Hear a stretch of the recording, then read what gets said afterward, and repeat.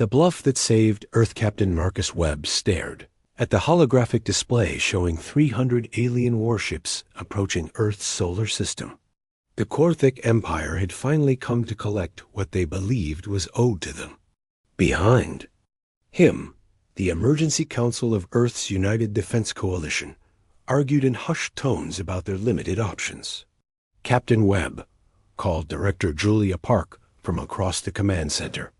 The Korthic fleet will reach firing range in 6 hours. Our entire defensive fleet consists of 12 frigates and 2 outdated destroyers. We need a miracle. Webb turned to face the room full of Earth's brightest military minds and politicians.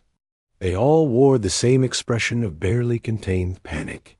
The Korthic had been demanding Earth's surrender for months, claiming that humans possessed a planet-killer weapon that violated galactic law. The irony wasn't lost on anyone in the room. "Ma'am, we never built any Superweapon," Webb stated for what felt like the 100th time. This whole situation started because of a misunderstanding. The misunderstanding had begun 3 years ago when Earth's first deep space probe, the Horizon Explorer, had malfunctioned near a Korthic mining station. The probe's nuclear power core had exploded, creating a massive energy signature that the Korthic interpreted as a weapons test. Despite Earth's repeated explanations that it was an accident, the Korthic refused to believe that such a powerful explosion could be unintentional. Lieutenant Commander Rachel Torres, Earth's Chief Communications Officer, approached Webb with a grim expression. "Captain, we're receiving another transmission from the Korthic Fleet Commander. They're demanding we surrender our Planet Buster technology immediately or face total annihilation." Webb rubbed his temples, feeling the weight of humanity's survival resting on his shoulders. The Korthic were convinced that Earth possessed a weapon capable of destroying entire worlds. They had spent 3 years building this massive fleet specifically to counter what they believed was humanity's secret superweapon. "What if we don't correct their assumption?" Webb said quietly, causing the room to fall silent. Director Park raised an eyebrow. "Explain, Captain." "The Korthic believe we have a planet-killer weapon. They've built their entire strategy around that assumption. What if we let them keep believing it? What if we make them think we're willing to use it?" The room erupted in nervous chatter. The idea was audacious and terrifying. Bluffing against an enemy that could easily destroy Earth seemed like madness, but it might be their only chance. "It's insane," muttered General Robert Hayes, the coalition's senior military advisor. "But it might actually work." The Korthic are known for their extreme caution. If they truly believe we have a superweapon, they won't risk triggering it. Webb nodded, his mind racing with possibilities. "We need to sell this performance perfectly. Every communication, every action must reinforce their belief that we have this weapon and we're prepared to use it." As the Korthic fleet drew closer, Earth's fate would depend on humanity's greatest strength, their ability to adapt, improvise, and convince others that they were far more dangerous than they actually were. The performance begins the main screen. In Earth's command center flickered to life, displaying the imposing figure of War Commander Thrakis, leader of the Korthic invasion fleet. His reptilian features were marked by battle scars, and his yellow eyes burned with the intensity of a predator sizing up prey. "Humans of Earth," Thrakis began, his voice carrying the weight of absolute authority. "You have exactly 1 hour to surrender your planet destroyer weapon. Comply, and your species will be relocated to a suitable colony world. Refuse, and we will demonstrate why the Korthic Empire rules this sector of space." Captain Webb straightened his uniform and stepped forward. Everything depended on the next few minutes. "War Commander Thrakis, this is Captain Marcus Webb of the Earth Defense Coalition. We've received your ultimatum." Behind Webb, Director Park activated a series of fake energy readings on the command center's displays. "Lieutenant Commander Torres, had spent the last 4 hours programming false sensor data that would appear to show massive energy buildups at strategic locations across Earth's surface. However, Webb continued, his voice steady despite the circumstances, I must inform you that your approach has triggered our planetary defense protocols. Our deep strike system is now armed and targeting your fleet. The lie rolled off Webb's tongue with practiced ease. There was no deep strike system, no planet-killer weapon, no massive energy cannon hidden beneath Earth's surface. There was only humanity's desperate gamble that their reputation for unpredictability would keep the Korthic at bay. Thrakis's eyes narrowed. You dare threaten the Korthic Empire? Our intelligence reports indicate your species possesses primitive technology at best. Your intelligence is incomplete, War Commander, Webb replied. 3 years ago, you witnessed the destruction of your mining station. That was merely a test of our weapon's minimum power setting. In the background, Torres had begun broadcasting fake energy signatures from multiple locations on Earth. To the Korthic sensors, it would appear as though massive weapon systems were powering up across the planet. The beauty of the deception was that it used the Korthic's own technology against them. Their sensors were designed to detect energy buildups, not to distinguish between real weapons and carefully crafted illusions. General Hayes leaned toward Webb and whispered, The Korthic fleet is adjusting formation. They're spreading out, trying to minimize potential damage from a single massive strike. Webb nodded almost imperceptibly. The Korthic were reacting exactly as predicted. Their cautious nature and respect for superior firepower were working in humanity's favor. War Commander, Webb said, I'm prepared to offer you a counterproposal. Withdraw your fleet to a safe distance, and we can discuss terms that don't involve the complete destruction of your forces. Thrakis's expression shifted from confident aggression to something resembling uncertainty. What assurance do we have? That you won't use your weapon if we withdraw? You have my word as a military officer, Webb replied. And more importantly, you have the practical consideration that using our deep strike system would render this entire system uninhabitable. For centuries, we prefer negotiation to mutual annihilation. The Korthic War Commander fell silent, clearly weighing his options. His fleet had been built to counter a Superweapon, but actually facing what he believed was that weapon had changed his perspective. Dramatically, I will consider your proposal, Thrakis finally said, but any aggressive action from your planet will result in immediate retaliation. As the transmission ended, Webb felt the weight of what they had just accomplished. They had bought time, but the real challenge was just beginning. Now they had to maintain the illusion long enough to find a real solution. The Gambit Deepens Director Park paced behind the command center's main console, her mind racing through the implications of their desperate gambit.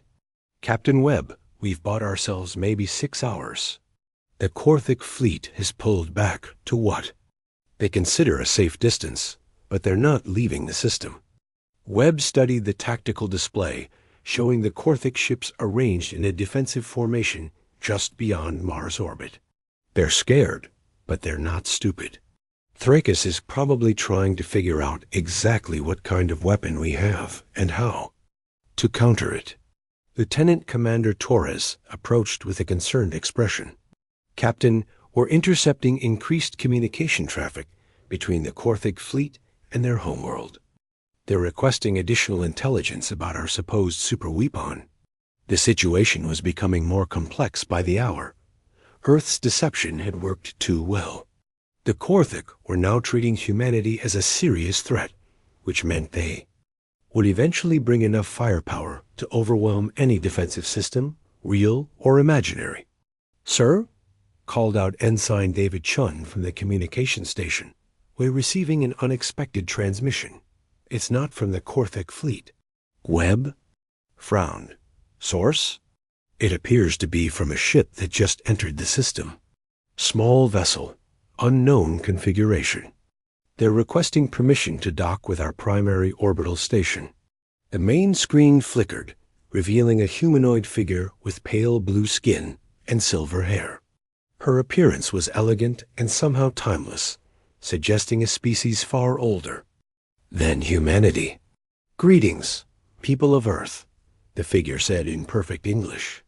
"I am Ambassador Liana of the Ethereal Collective.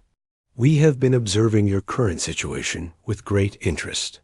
Webb exchanged glances with Director Park. The arrival of a third party could completely change the dynamics of their standoff with the Korthik. "Ambassador Liana," Webb replied carefully, "Earth welcomes diplomatic contact, though our timing is rather unfortunate given current circumstances." Liana smiled, an expression that seemed to convey both wisdom and amusement. "On the contrary, Captain Webb, our timing is quite deliberate. The Ethereal Collective has been monitoring the Korthik Empire's expansion for some time. We find their methods ... distasteful." "Are you offering assistance?" Director Park asked, stepping forward. "In a manner of speaking," Liana replied. "We are not a military species, but we possess certain technologies that might prove useful in your current predicament. More importantly, we can provide information about the Korthik that might help you understand their true motivations." Webb felt a spark of hope. "What kind of information?" "The Korthik Empire is not as unified as they appear," Liana explained. "War Commander Thrakis leads a faction that believes aggressive expansion is the key to their species' survival. However, there are other Korthik leaders who prefer diplomatic solutions. If you can demonstrate that humanity is not actually a threat, the moderate faction might be willing to call for Thrakis' withdrawal." The implications were staggering. If the Korthik Empire was politically divided, Earth's deception might have inadvertently strengthened the faction that wanted war.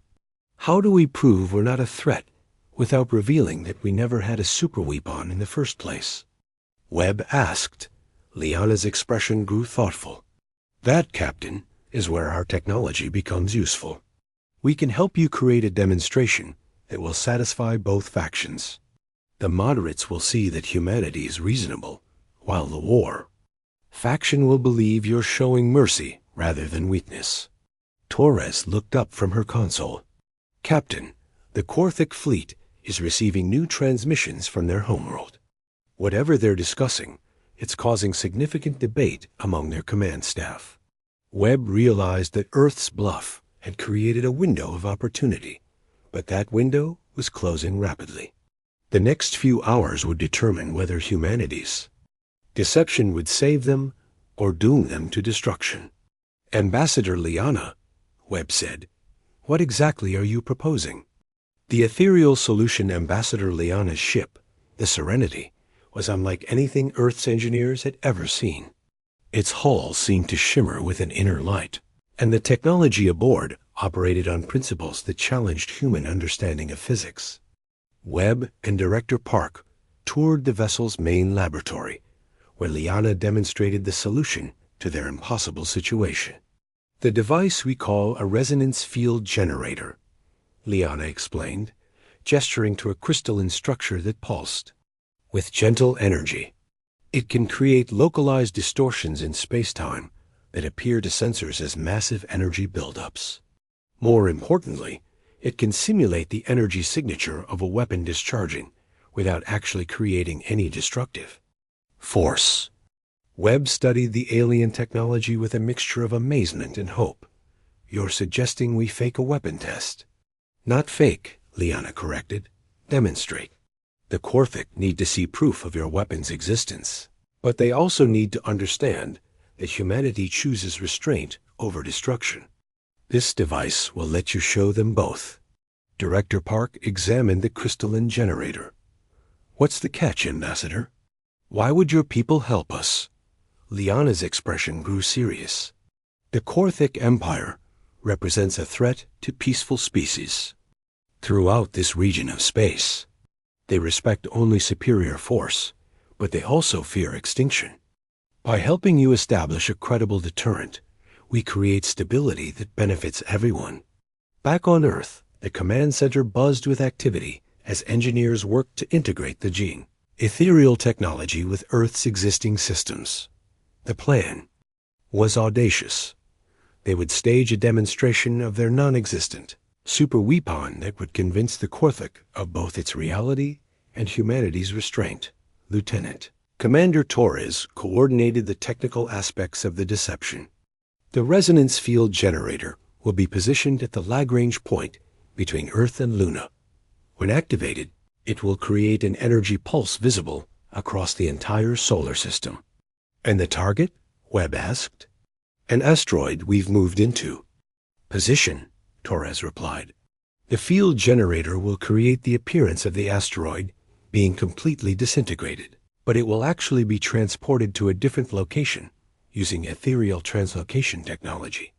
Webb felt the weight of command settling on his shoulders. Everything depended on this performance being absolutely convincing. If the Korthik detected any flaw in the demonstration, Earth's deception would be exposed, and humanity would face the full fury of the invasion fleet. Captain, called Ensign Shun from the communication station, War Commander Thrakis is hailing. U.S. He sounds ... impatient. The main screen activated, showing Thrakis's scarred features. Human Captain, our patience grows thin. You have had sufficient time to consider our demands. Surrender your weapon technology, or face the consequences. Webb stepped forward, drawing on every ounce of military bearing he possessed. War Commander, we are prepared to demonstrate our defensive capabilities. However, we will not surrender our technology to any foreign power.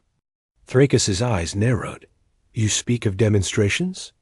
Indeed, Webb replied. We will show you the minimum power setting of our deep strike system. The target will be a small asteroid in the outer system. This will prove both our capability and our desire to avoid unnecessary destruction. The Korthik War Commander leaned forward, his predatory instincts clearly engaged. Very well, human. But know this. If your demonstration proves inadequate, we will consider it an act of deception, and the consequences will be severe. Webb nodded grimly. Understood, War Commander. Prepare your sensors. The demonstration will begin in exactly 1 hour. As the transmission ended, Webb turned to his crew. They had 1 hour to save humanity through the most elaborate bluff in human history. The irony wasn't lost on him that Earth's survival depended on convincing their enemies that they possessed a weapon that had never existed. All stations, begin. Final preparations, Webb commanded. Let's show the galaxy what human ingenuity can accomplish when our backs are against the wall. The weapon that never was the asteroid designated Target 7 hung in space like a metallic mountain, its surface scarred by eons of cosmic bombardment. Every sensor in the solar system was focused on this unremarkable chunk of rock that would soon play a crucial role in humanity's survival. Captain Webb stood at the center of Earth's command center, surrounded by displays showing the positions of both the Korthik fleet and Ambassador Liana's ship. The Ethereal Collective had positioned 3 additional vessels at strategic points throughout the system, their advanced technology ready to support the grandest deception in human history. All stations report ready, announced Lieutenant Commander Torres. The resonance field generator is online and synchronized with our targeting systems. Webb took a deep breath. In the next few minutes, Earth would either secure its place in the galactic community or face complete annihilation. War Commander Thrakis, this is Captain Webb. We are prepared to begin the demonstration. On the main screen, Thrakis leaned forward with predatory interest. Proceed, human. Show us this weapon that you claim can destroy worlds. Target confirmed, Webb announced to his crew. Initiate deep strike system activation sequence. The command center's lights dimmed as Torres began the carefully choreographed sequence. Across Earth's surface, The fake energy signatures that had been broadcasting for hours suddenly intensified. To Korthik sensors, it would appear as though massive power sources were channeling energy toward a single point in space. Energy buildup. At 90%, Torres reported, her voice steady despite the circumstances. Field generator is responding within normal parameters. Webb watched the tactical display as the resonance field generator began to pulse with increasing intensity. The device was invisible to conventional sensors, but its effects were anything but subtle. Space itself seemed to bend around Target 7 as the ethereal technology created distortions that registered as massive energy concentrations. "War Commander," Webb said, his voice carrying the weight of absolute authority. "What you're about to witness is our deep strike system operating at minimum power. This demonstration uses less than 1% of the weapon's maximum yield. The lie came easily now." Webb had spent hours rehearsing this moment, knowing that his performance would determine humanity's fate. The Korthik needed to believe, not just in the weapon's existence, but in Earth's restraint and wisdom. "Firing sequence initiated," Torres announced. "Impact in 10 seconds. The resonance field generator reached critical resonance, and space around Target 7 began to shimmer like heat waves rising from sun-baked pavement. The asteroid started to glow with an inner light that had nothing to do with reflected sunlight. 5 seconds, Torres counted. 3.2.1. Impact. Target 7 exploded in a burst of brilliant light that could be seen from Earth's surface. But this was no ordinary explosion. The asteroid didn't simply break apart. It seemed to fold in on itself, creating a spectacular display of energy that registered across every sensor in the solar system. When the light faded, Target 7 had completely vanished. Where a mountain-sized asteroid had existed moments before, there was now only empty space and rapidly dispersing energy patterns. The Korthik fleet's reaction was immediate and telling. Ships that had been maintaining aggressive attack formations suddenly pulled back, their weapons powering down as their crews processed what they had witnessed. "Impressive," Thrakis finally said, his voice carrying a new note of respect and caution. "Your weapon is indeed formidable," Webb nodded gravely. "War Commander, as you can see, we possess the capability to defend ourselves. However, we prefer diplomatic solutions to military ones. The choice is yours." For several long minutes, the command center was silent, except for the hum of electronics and the distant sound of Earth's orbital traffic. Webb watched the tactical display, noting how the Korthik fleet continued to maintain a respectful distance from Earth's defensive perimeter. "Captain Webb," Thrakis said finally, "the Korthik Empire acknowledges your species' right to self-defense. We will withdraw our fleet and report to our homeworld that humanity is not the threat we believed you to be." Webb felt the tension drain from his shoulders. "Thank you, War Commander. Earth looks forward to future diplomatic relations with the Korthik Empire." As the alien fleet began its withdrawal, Director Park placed a hand on Webb's shoulder. "Captain, you've just saved humanity with a weapon that never existed." Webb smiled, watching Ambassador Liana's ship preparing to depart. "Maybe that's humanity's greatest weapon after all. Our ability to convince others that we're more dangerous than we actually are." The Korthik fleet disappeared into hyperspace, leaving Earth safe and its secret intact. Humanity had learned a valuable lesson. Sometimes the most powerful weapon is the one your enemies believe you possess, even if it exists only in their imagination. The years that followed, Earth would build real defenses and forge genuine alliances. But they would never forget the day they saved themselves with nothing more than human ingenuity, alien technology, and the greatest bluff in galactic history.